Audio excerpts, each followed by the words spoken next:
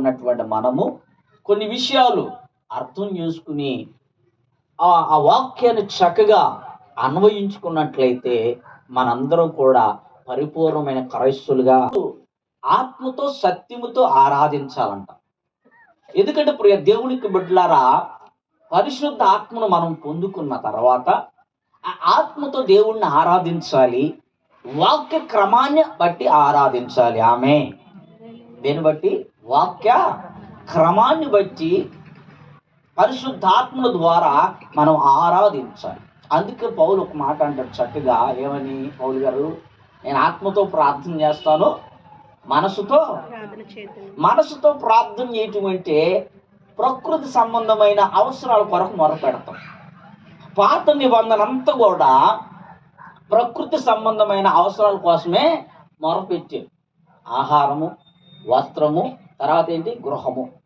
ఈ మూడిటి మధ్య ఆరాధన అనేది చేయడం జరిగింది. ప్రభు అయిన యేసుక్రీస్తు వారు వచ్చి, అబ్బాయి శరీర సంబంధమైనది కాదు అసలు ముఖ్యము, శరీర సంబంధమైనది కాదు ముఖ్యము. ఎందుకంటే ఈ శరీరం ఇక్కడ లయమైపోతుంది, ఇక్కడ అన్ని కూడా నువ్వు విడిచిపెట్టాల్సిన వాడువే. కాబట్టి ఆత్మ చాలా ప్రాముఖ్యమైనది. ఆమె దాని గురించి నువ్వు అవగాహన కలిగి ఉండాలి. అందుకని ఈ మాట రాయించాడు, ఆత్మతోనూ సత్యముతోనూ ఆరాధిస్తాం. మనసుతో ఆరాధన చేసామనుకోండి, ప్రకృతి సంబంధమైన మన అవసరతలే ప్రార్థన చేస్తాం. ఎప్పుడు కూడా అంతే మనం. ఎందుకంటే మనకున్న ఇబ్బందులు, సమస్యలు, ఇరుకులు, లేదంటే లోటులు, ఏదైనా అవసరత కొరకే మనం మొరపెడుతూ ఉంటాం. దీన్ని మనసుతో ప్రార్థన చేయటం అంటారు. చెయ్యాలి, అది కూడా బలహీనతల కొరకు. కానీ ఎక్కువగా చేయాల్సింది ఏంటంటే ఆత్మ నడిపింపు ప్రార్థన కావాలి. ఆమె ఉచ్చరింప సత్యము గాని మూలుగులతో ఏం చేయాలంట? మన ఆత్మ మొరపెట్టాలి. ఇది ఆధ్యాత్మిక జీవితానికి అవసరం. హల్లెలూయా. ఏంటంట? ఇలాంటి మొర ఆధ్యాత్మిక జీవితానికి అవసరం. దైవ చిత్తానుసారమైన దుఃఖము నిజమైన మారు మనసులోనికి నడిపిస్తుంది. అందుకనే ఇక్కడ చక్కగా దేవుని వాక్యం తెలియచేయబడుతుంది. ఆత్మతోనూ సత్యముతోనూ దేవుణ్ణి ఆరాధించాలి. ఆరాధించడం అంటే ఏంటి? అసలు ఆరాధన అంటే దేవుణ్ణి హెచ్చించడం. ఆమె ఏం చేయాలంట? దేవుణ్ణి హెచ్చించడం. మనం కనపడకూడదు. మనం చేసే ప్రతి క్రైస్తవ క్రమంలో మనం కనపడకూడదు. కనపడాల్సిన ఎవరు? మన మాటల్లో క్రీస్తు కనపడాలి, క్రియల్లో క్రీస్తు కనపడాలి, ప్రవక్తల్లో క్రీస్తు కనపడాలి, చూపుల్లో క్రీస్తు కనపడాలి, ప్రవక్తల్లో కూడా క్రీస్తు కనపడాలి. దేవుడు కోరుకుంటున్నాడు.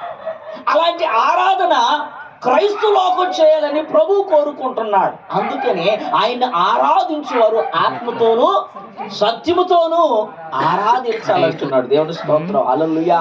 ఈ రోజు కొన్ని విషయాలు నేర్చుకుందాం. అసలు ఈ భూమి మీద ఎన్ని రకాల ఆరాధనలు ఉన్నాయి, ఎలాగ దేవుణ్ణి ఆరాధిస్తూ ఉన్నారు అనేది కొన్ని విషయాలు నేర్చుకుందాం. నేర్చుకున్న తర్వాత దాన్ని మన జీవితం పేరుతో మనం చేస్తున్నది ఒకటి దైవ ఆరాధన. ఏంటిది? జాగ్రత్తగా గుర్తుపెట్టుకోండి. ఫస్ట్ ఏంటి? దైవారాధన. దేవుణ్ణి ఆరాధించడం, సృష్టికర్తను ఆరాధించడం, దీన్ని దైవారాధన అంటారు. యావత్ భూ ప్రపంచంలో పుట్టిన ప్రతి మానవుడు దేవుణ్ణి ఆరాధించాలి. ఆమె ఎవరిని ఆరాధించాలంట? దేవుణ్ణే ఆరాధించాలి. ఎందుకంటే దేవుడే సృష్టికర్త అయి ఉన్నాడు. దేవుడే నిన్ను, నన్ను, మనలను కనబడే సృష్టిని, కనబడిన అదృశ్యమైన సృష్టిని కలుగు చేయవాడై ఉన్నాడు. కాబట్టి ఆయన్ని మనము ఆరాధించాలి. ఇది ఫస్ట్ది. రెండోది దేవత ఆరాధన. దేవదూతల ఆరాధన. దేవతలను ఆరాధించడం. సృష్టికర్తను మర్చి, సృష్టికర్తను విడిచి, సృష్టిలో ఉన్నటువంటి దేవతలు, దేవదూతలను ఆరాధించడం. ఇది ఒక ఆరాధన. ఇది ఎవరు చేసిన తప్పు అంటానికి వీల్లేదు. ఎవరైనా చేసినా కానీ తప్పు అంటానికి వీల్లేదు. ఎందుకంటే వాళ్ళు మన వంతు. ఆమె ఎవరైనా చేసేదాన్ని మనం తప్పు అంటానికి వీల్లేదు.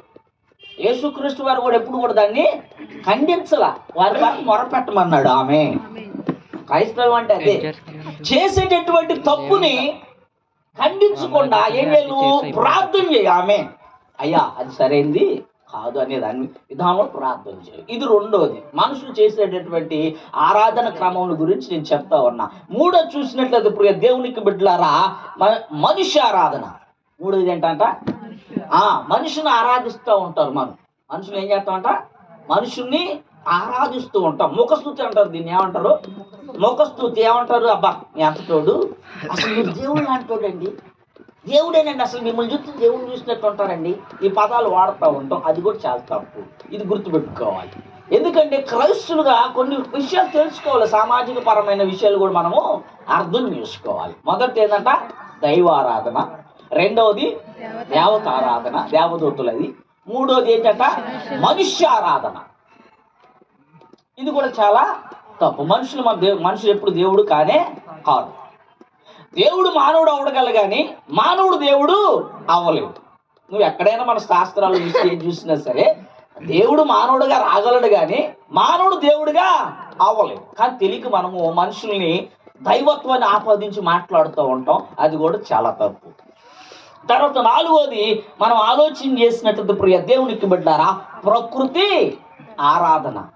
ఏంటిది? ప్రకృతి అంటే ప్రకృతిలో ఉన్న సృష్టికర్తను మర్చిపోయి సృష్టాన్ని ఆరాధించి వాళ్ళు ఉంటారు కొంతమంది. వాళ్ళని కూడా మనం తప్పట్టడానికి వీల్లేదు. ఎందుకంటే వాళ్ళు చేస్తున్నారు అంతే. అది వాళ్ళు దైవం అనుకుని నమ్ముతున్నారు. కాదంటానికి మనం ఎవరివి? అవునా కాదా? నేను క్రీస్తుని ఆరాధిస్తున్నాను, నువ్వు ఎందుకు ఆరాధిస్తావు అంటానికి ఎవరు అంటానికి? అలాగే వారిని కూడా మనం అనకూడదు. ఓకే, లెట్ ఇట్ బి, ఆరాధించుకో, తప్పే ఉంది దాంట్లో. ఎప్పుడో ఒకప్పుడు నిజమైన దేవుడు కాబట్టి క్రీస్తు వాళ్ళని పట్టుకుంటే వాళ్ళే వస్తారు. ఆమె ఇప్పుడు వచ్చిన వాళ్ళంతా అంతేనా కాదా? అవునా కదా? అది మనం అర్థం చేసుకోవాలి. ఎప్పుడైనా సరే క్రైస్తవు ఏంటంటే ప్రేమ ద్వారానే క్రీస్తు దగ్గరికి నడిపించాలి కానీ అసూయ ద్వారానో స్వార్థం ద్వారానో కోపం ద్వారా దేవుని దగ్గరికి ఎవరు నడిపించలేము. అవునా కదా? ఇది గుర్తుపెట్టుకోవాలి. ఇదేంటి? నాలుగోది ఏం చెప్పాను నేను? ప్రకృతి ఆరాధన. ఐదోది ఒకసారి ఆలోచన చేయండి. ఐదోది విగ్రహారాధన. ఏంటది?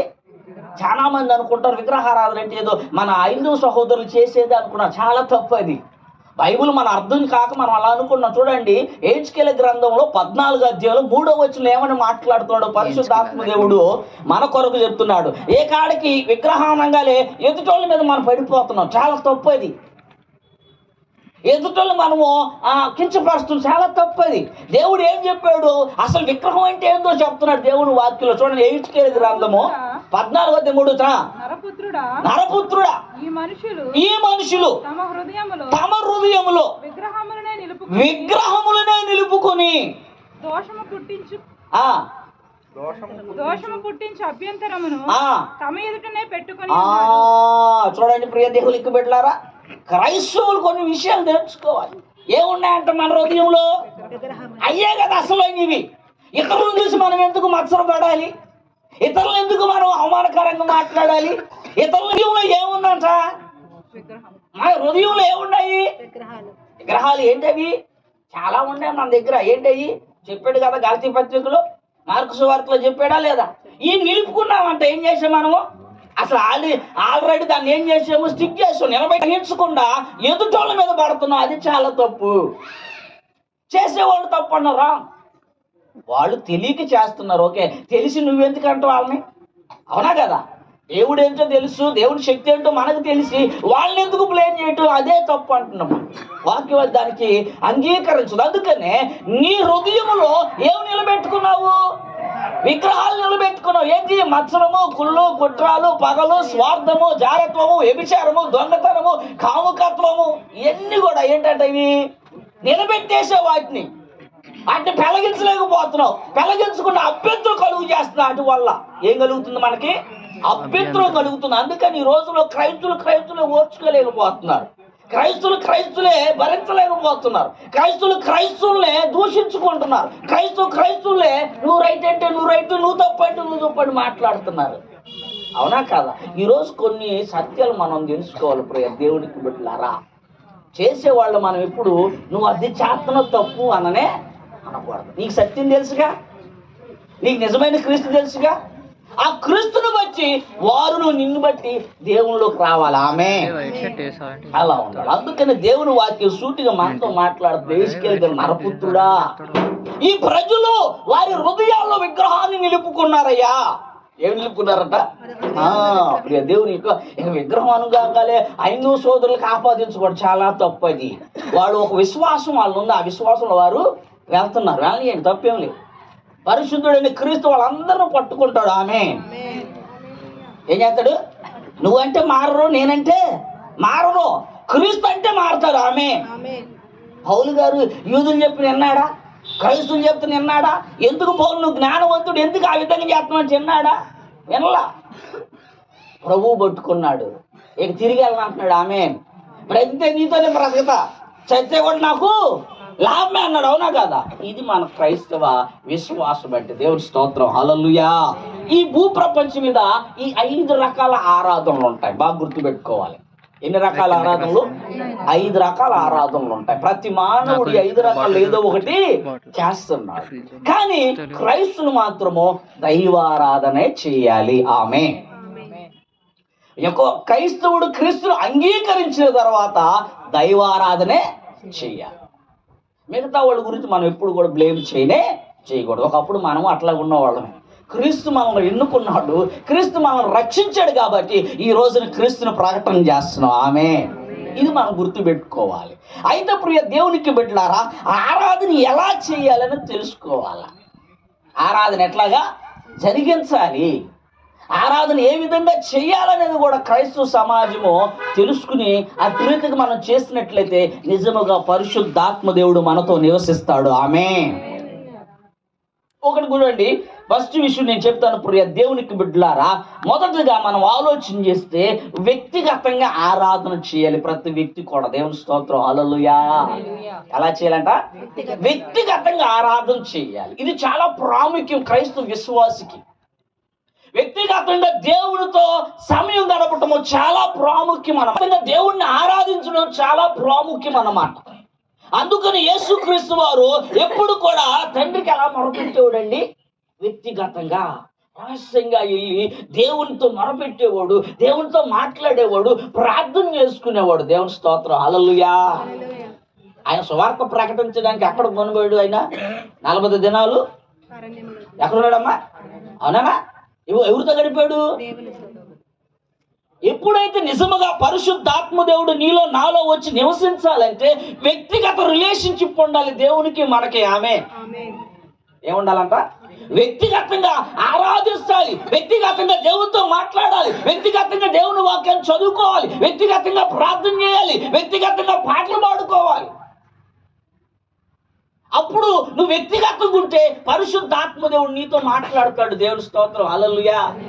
ఎప్పుడైతే ఎక్కువగా దేవునితో గడపడానికి ఇష్టపడుతున్నావో ఆయన నీతో గడపడానికి ఇష్టపడతాడు. దేవుని స్తోత్రం. హల్లెలూయా. బాగా అర్థమైందా? అందుకని భక్తుల విషయంలో దేవుడు అనేక రకాలుగా మాట్లాడాడు వాళ్ళతో. దేవుని స్తోత్రం. హల్లెలూయా. మోషే గారితో నా స్నేహితుడు అన్నాడు లేదా? చూసారా? ఆయన హానోకు దేవుడితో నడిచిన ఆయన తీసుకుని వ్యక్తిగత అనుబంధం, వ్యక్తిగతమైన ఆరాధన, వ్యక్తిగతమైన అనుబంధం కావాలి. మనం పరిపూర్ణంగా ఉండాలంటే, నువ్వు శక్తిమంతుడు అవ్వాలంటే, నువ్వు పరిశుద్ధాత్మతో సహవాసం చేయాలంటే, పరిశుద్ధాత్ముడు నీలో ఉండాలంటే, పరిశుద్ధాత్మ నీలో క్రియలు జరిగించాలంటే, పరిశుద్ధాత్మ నీ ప్రార్థనలో శక్తిని నింపాలి అంటే నీకు ఆయనకి ఏముండాలంట? వ్యక్తిగతమైనటువంటి ఆరాధన, ఆ సంబంధము, సహవాసము, ప్రార్థన జీవితము చాలా అవసరం క్రైస్తవులకు. దేవుని స్తోత్రం. హల్లెలూయా. మనుషులతో గడపడానికి కొంచెం దానికి మాత్రం మన సమయము ఒక్కసారి ఆలోచించండి. వ్యక్తిగతంగా గడిపితేనే కదా దేవుడు నీలో ఉన్నవేందో చూస్తాడు కదా. నీలో ఏ లోపాలు ఉన్నాయో ఆ లోపాలు సరి చేయాలంటే వ్యక్తిగతంగా వెళ్ళాలా లేదా? డాక్టర్ దగ్గరికి వెళ్ళావు, 10 మందిని తీసుకుని వెళ్తావా? చెప్పండి అమ్మా, మనకని తెలుసుగా. 10 మంది ఎక్కడే డాక్టర్ దగ్గరికి ఒక్క వెళ్ళాలి, లేదంటే ఆశపడి వెళ్ళాలి. యజమానుడు లేదా పిల్లో ఎవరుంటో తీసుకోవాలి, భయపడుతుంటే వెళ్ళమంటారు. అవునా కదా? ఏమా మన దేవుడితో మరి కలుసుకోవటానికి మనం వ్యక్తిగతమైనటువంటి అనుబంధం మనం ఒక క్రియేట్ చేసుకోవాలి కదా. దేవుణ్ణి వ్యక్తిగతంగా ఆరాధించవలసినటువంటి అనుభవం నాకు కూడా కావాలి కదా, మీకు కూడా కావాలి కదా.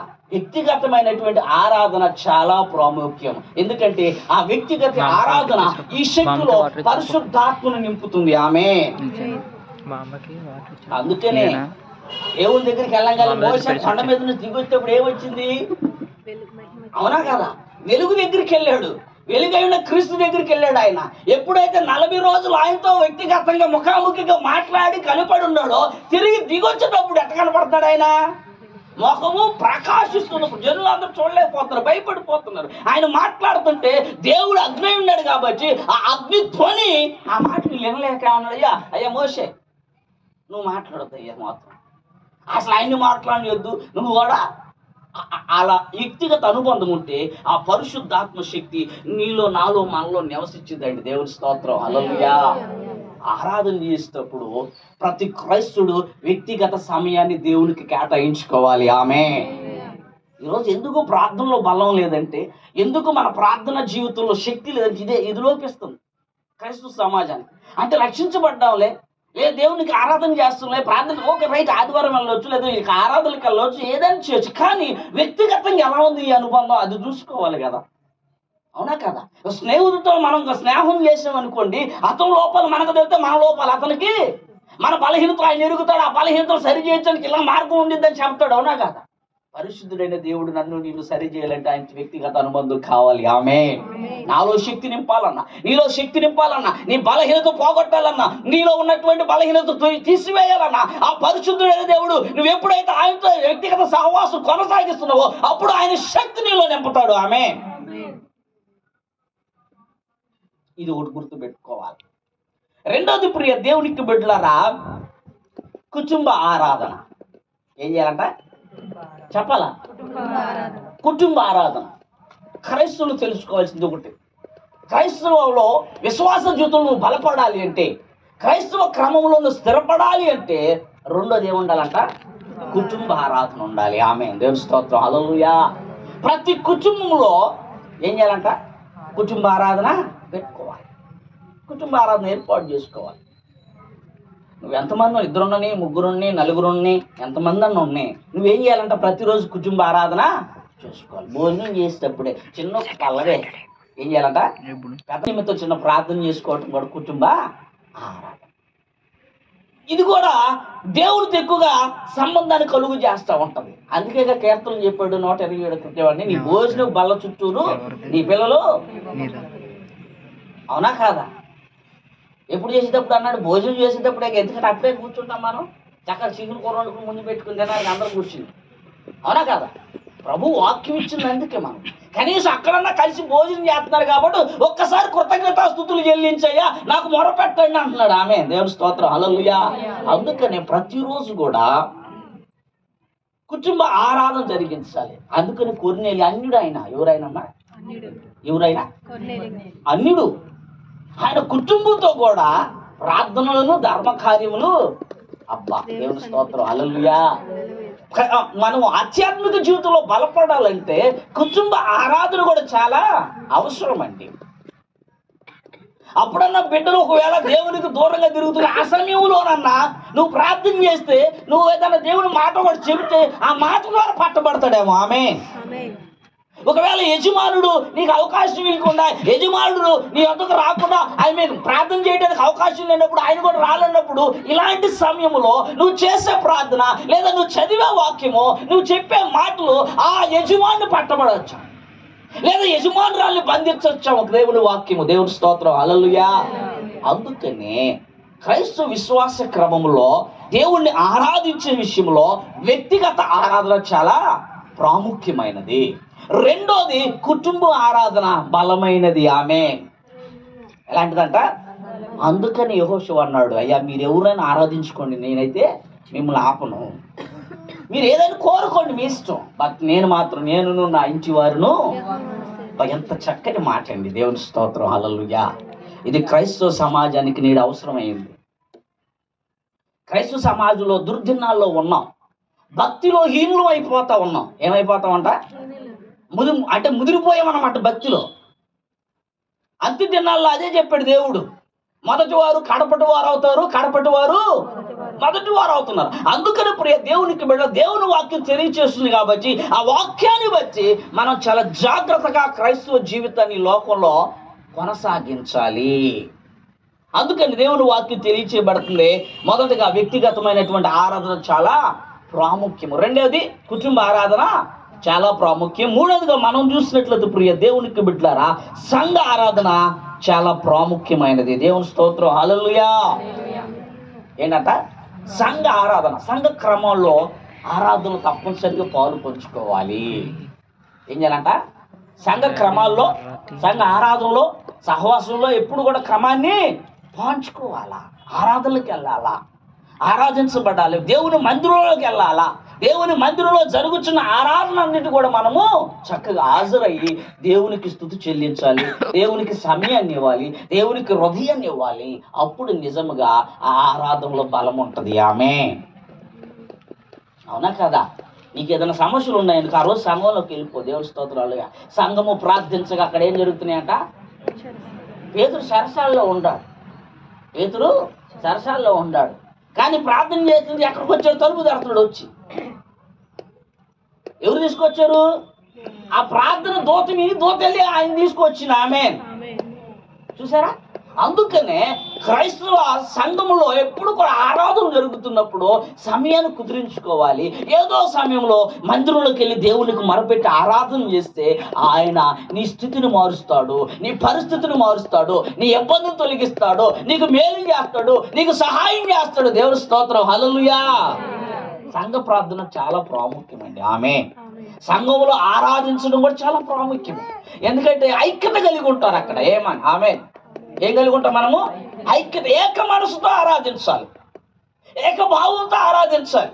అలాంటి ఆరాధనలో దేవుని కార్యాలు శీఘ్రముగా చూస్తారు. దేవుని స్తోత్రం, హల్లెలూయా. అందుకనే సంఘ క్రమాల్లో, సంఘ ఆరాధనలో పాలు పంచుకుంటుంటే ఆదివారం జరిగినప్పుడు, మిగతా ఆరాధనలు ఎప్పుడెప్పుడు మందిరాల్లో పెడుతున్నారో కనీసము కొంచెం సమయానన్నా ఆ ఆరాధన కేటాయించే అనుభవం ఉన్నప్పుడే దేవుని శక్తి నీలో నాలో వెల్లడవుతూ ఉంటా. దేవుని స్తోత్రం, హల్లెలూయా. తర్వాత మరి నాలుగోదిగా మనం ఆలోచన చేసినట్లయితే ప్రియ దేవునికి బిడ్డలారా, నాలుగో విషయం ఏంటంటే సహవాస ఆరాధన. ఏంటది? సహవాస ఆరాధన అంటే అర్థం ఏంటో తెలుసా? ఎవరైనా ఇతరులు మీటింగ్లు పెట్టుకుంటారు, అవునా కదా? ఇప్పుడు మనం పెట్టుకున్నాం, ఏం చేస్తున్నాం? మనం అందరినీ ఆహ్వానిస్తున్నాం లేదా? అందరిని ఆహ్వానించుకోవాలి, అన్ని సహవాసాలను కలిసి ఆరాధన చేయాలి. ఆమె ఎక్కడైనా మీటింగ్ చేసి వెళ్ళాలి, ఎక్కడైనా సహవాస కూడికలు ఏర్పాటు చేసుకుంటూ వెళ్ళాలి. మనము నీకు కావాల్సింది ఏంటి చెప్పండి అమ్మా? దేవుని వాక్యమేనా? ఏం కావాలి మనకి? దేవుని వాక్యం. దేవుని వాక్యం వినటానికి, దేవుణ్ణి ఆరాధించడానికి, దేవుణ్ణి స్తుతించడానికి, దేవుణ్ణి మహిమపరచడానికి సహవాస ఆరాధన ఏర్పాటు చేసుకున్నప్పుడు, సహవాస కూడికలు ఏర్పాటు చేసుకున్నప్పుడు, ఇతర సంఘాలు మనల్ని ఆహ్వానించినప్పుడు మనం వెళ్ళాలి. దేవుని స్తోత్రం, హల్లెలూయా. వెళ్ళి ఆరాధనలో పాలు పంచుకుని దేవుని నామాన్ని మహిమపరచి రావాలి. దేవుని స్తోత్రం, హల్లెలూయా. తర్వాత మన ఆరాధన మనము చూసుకోవాలి. అందుకనే యూదులందరూ ఏం చేసేవాళ్ళు?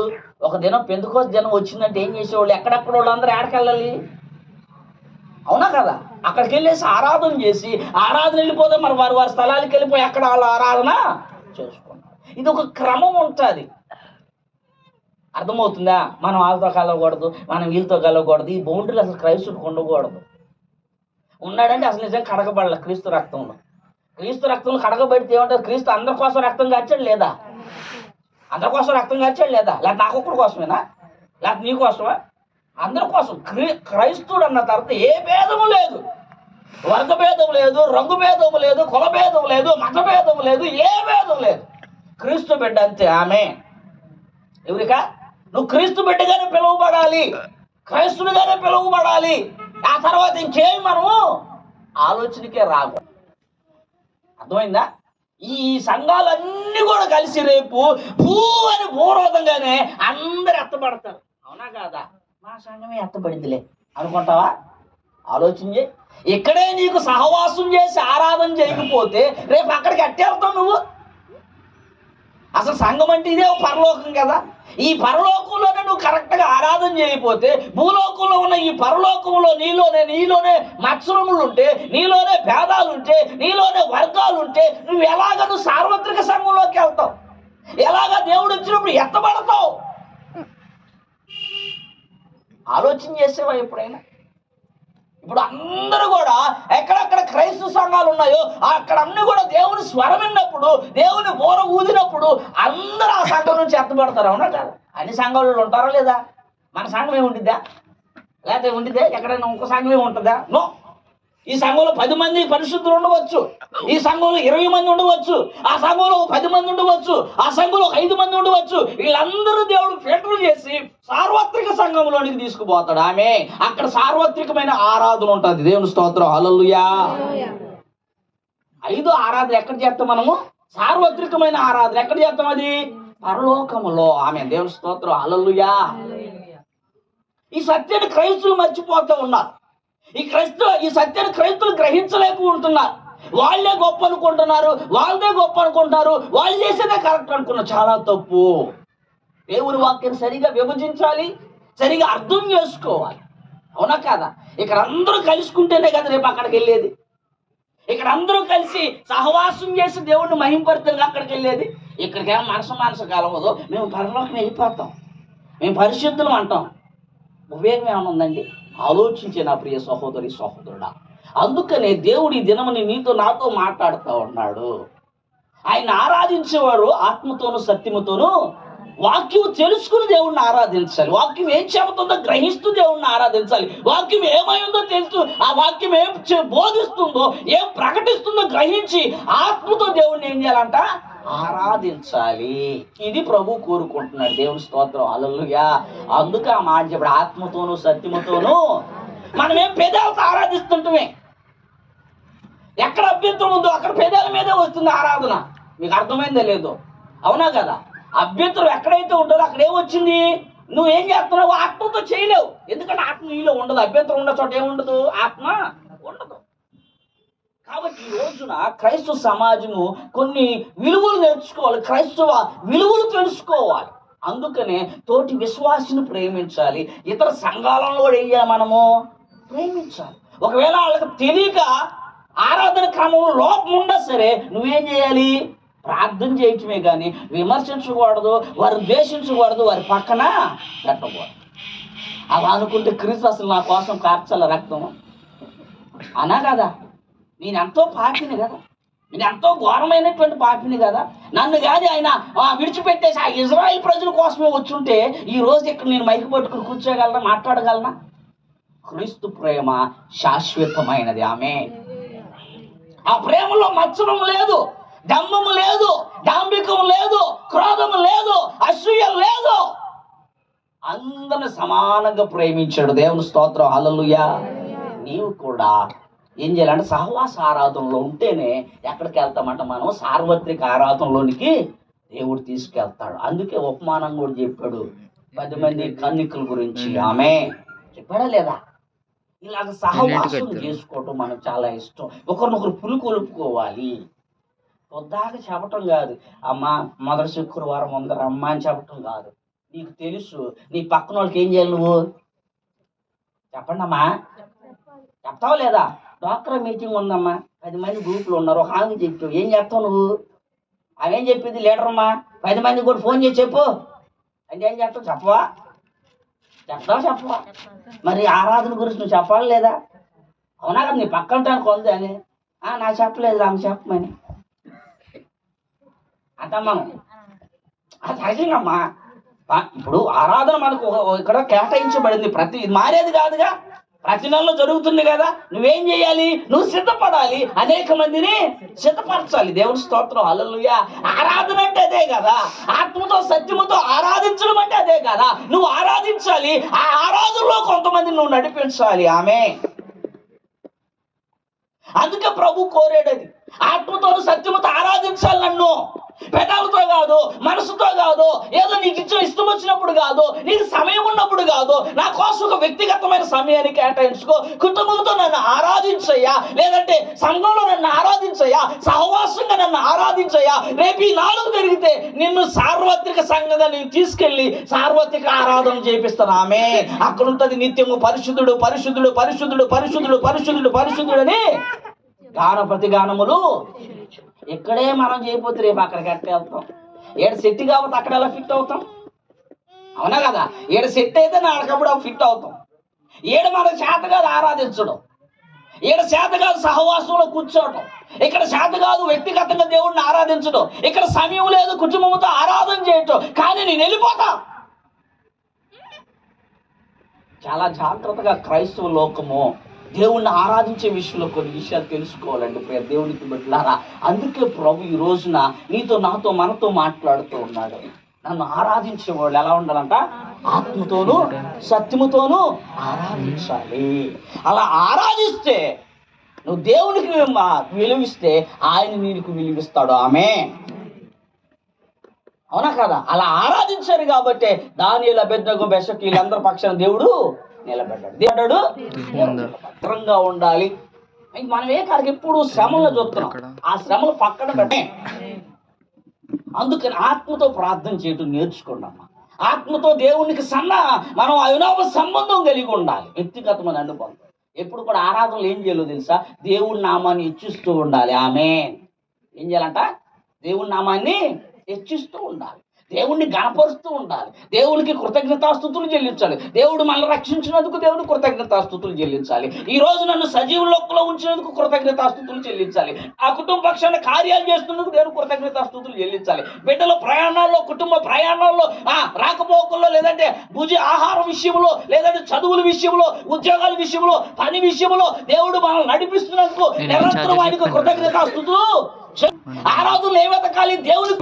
దేవుని నీతిని వెతకాలి. ఆరాధనలు ఏ వెతకాలి? దేవుని యథార్థతను వెతకాలి. ఆరాధనలు ఏం వెతకాలి? దేవుని యొక్క పరిశుద్ధతను వెతకాలి. స్తోత్రం, హల్లెలూయా.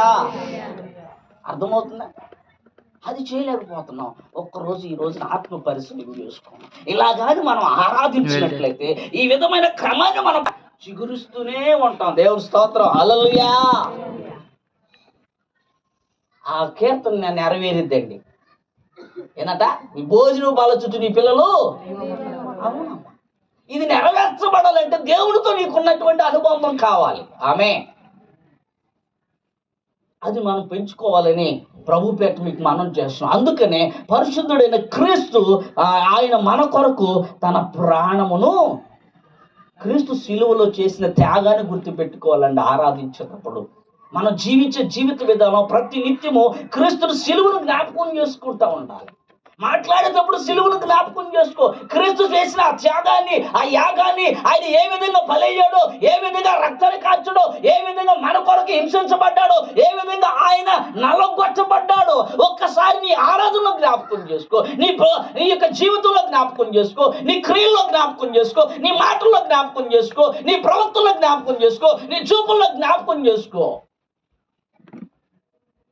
ఒకవేళ నా క్రియల వల్ల దేవుని నామానికి అవమానంగా జీవిస్తున్నానేమో, తీర్పులను విరిచివేసింది. దేవుని స్తోత్రం, హల్లెలూయా.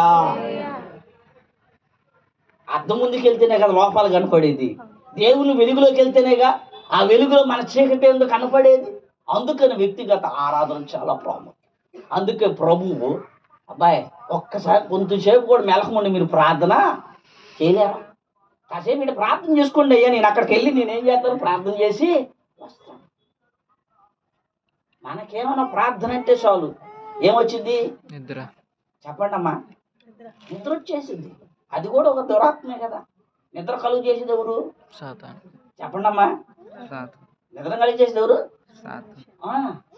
మనకేం లేదు, ఎక్కడ రాదు నిద్ర, ఒక్క ప్రార్థనలోనే వచ్చింది. ఎందుకున్నా మరి నేను చాలా సందర్భాలు గమనిస్తా. టీవీ చూసేటప్పుడు రాదు వచ్చిందండి, ఏదన్నా మన పిచ్చ బయట రాదు, ఫంక్షన్లో నిద్ర రాదు, ఎక్కడ నిద్ర రాదు. ప్రార్థనలో కూర్చోగానే ఏం చేస్తాం మనం?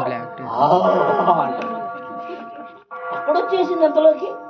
ఆలోచన చేయండి ప్రియ దేవునికి బిడ్డలారా, ఆలోచన చేయండి. అందుకని మన ఆత్మ సల్లారిపోతా ఉంది. ఏమైపోతుందంట?